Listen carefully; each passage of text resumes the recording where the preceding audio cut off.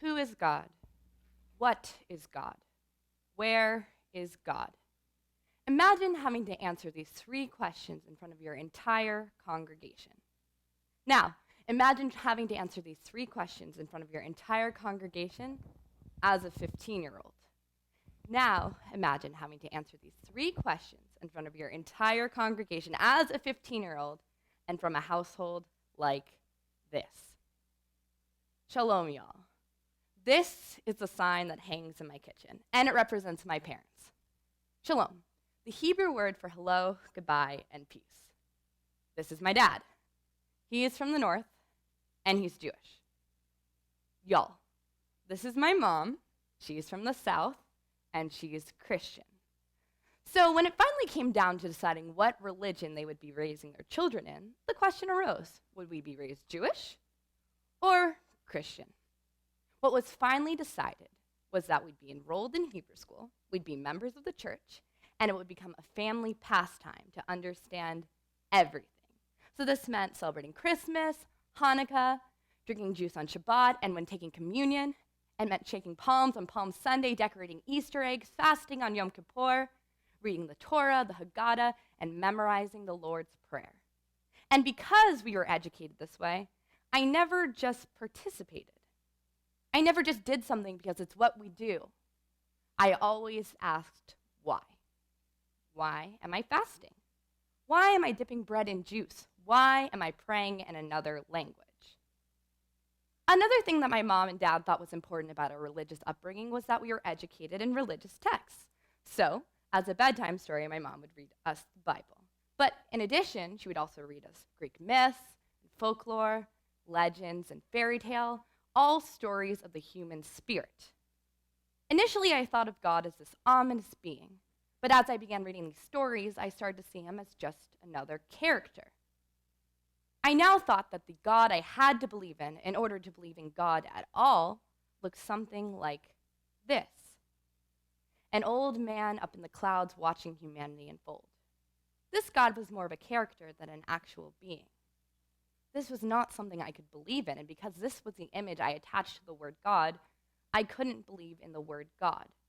And because I couldn't believe in the word God, I determined I was an atheist. Even though I determined I was an atheist, I still went to church and temple. I loved being part of a congregation. Praying with dozens of voices, silently meditating, feeling the energy of an entire community. This was something I could feel. This togetherness, unlike God, was something that I could believe in. Still, if someone of the congregation asked me if I believed in God, I would say no. Still, I was an atheist. Then my mom gave me this book, The Secret, during the trying times of middle school. Like most middle schoolers, I had a little trouble finding like-minded friends and achieving success in my passions. I was having trouble being happy. This book, The Secret, talked all about the law of attraction that was about if that one could attract positive energy by creating positive energy. Positive thoughts attract a positive lifestyle. I applied this to my life and immediately saw results. I began getting roles in shows, good grades, unlikely talents, and like-minded friends. I felt comfort. I had found something to replace God. So now, if someone asked me if I believed in God, I would say no. I don't believe in God. I believe in the secret and positive energy. This stuff worked for me, so it had to be real. Energy is science, while God is story. So here we are, right where we started. I was asked as a 15-year-old as part of my Jewish confirmation class to go up in front of my entire congregation and tell them what I believed in. And I had to keep it to a page. I walked into confirmation class holding very different beliefs than a lot of the other students. I debated with the rabbi and my peers, suggesting that it wasn't this God that we should be believing in, but positive energy. We read many Jewish philosophers, and I found myself disagreeing with most of them. But then we read Martin Buber.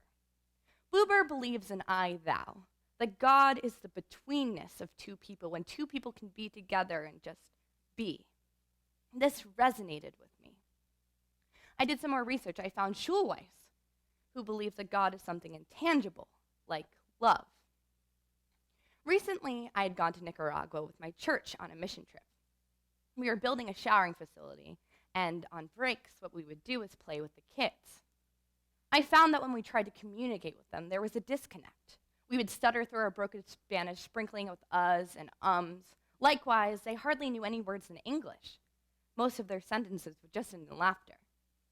However, when we would just be with them, hold their hands, kick around a ball, rock them in our laps, togetherness was so much richer, so much realer. It was a stronger tie, a spiritual connective.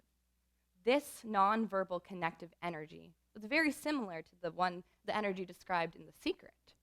And this connective energy was something, according to Buber and Schulweis, that could be labeled as God. I was perplexed.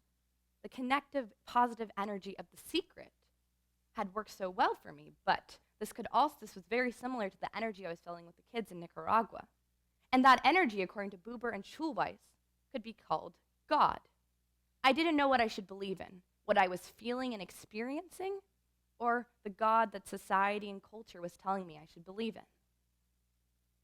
That's when I realized it wasn't the image or the idea of God that was stopping me from believing in God, but the word. When we see the word dog, I'm going to think of my dog, and you're going to think of your dog. The purpose of words is connection, but the problem is we already assign certain images to certain words.